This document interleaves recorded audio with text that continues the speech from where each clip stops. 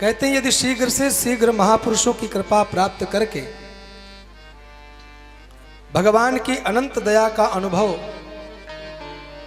जीव ने नहीं किया तो उसे एक दो जन्म नहीं, एक दो युग नहीं, इतने समय तक संसार में भटकना पड़ेगा कि हजारों वर्षों पर भी उसका हिसाब लगाना मुश्किल हो जाएगा।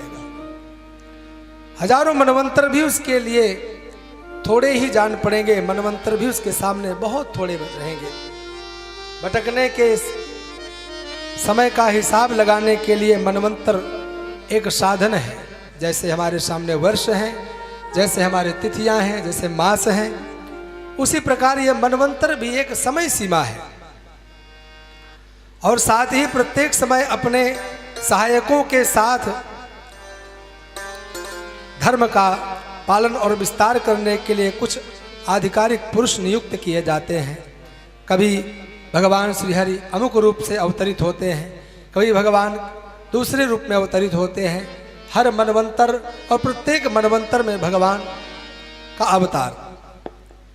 किसी भी समय धर्म की पालन की प्रेरणा प्राप्त हो सकती है, यह सूचित करने के लिए ही मात्र मनवंतरों का वर्णन सुखदेव जी महाराज करते हैं।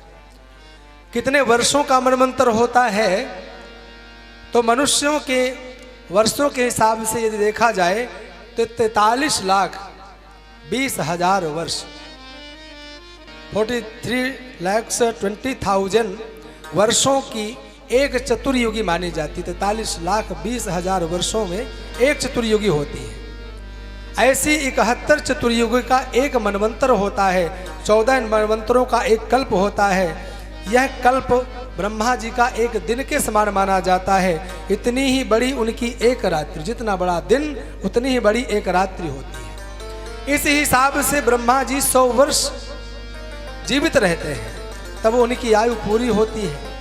ब्रह्मा के एक दिन में 14 मनु बदल जाया करते हैं।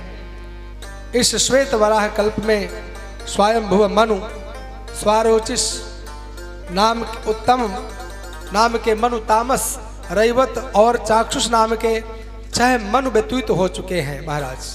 7वें मनु वर्तमान में हैं। आगे 7 मनु और होने वाले हैं। उनके नाम है सावरणी, दक्ष सावरणी, ब्रह्म सावरणी, धर्म सावरणी, रुद्र सावरणी, देव सावरणी और इंद्र सावरणी।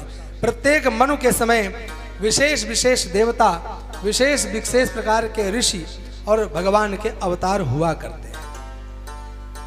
यही मनवंतरों का महाराज प्रमाण है, यही मनवंतरों का चरित्र है। भगवान की अनंत दया का अनुभव जीव ने नहीं किया तो उसे एक दो जन्म नहीं, एक दो युग नहीं, इतने समय तक संसार में भटकना पड़ेगा।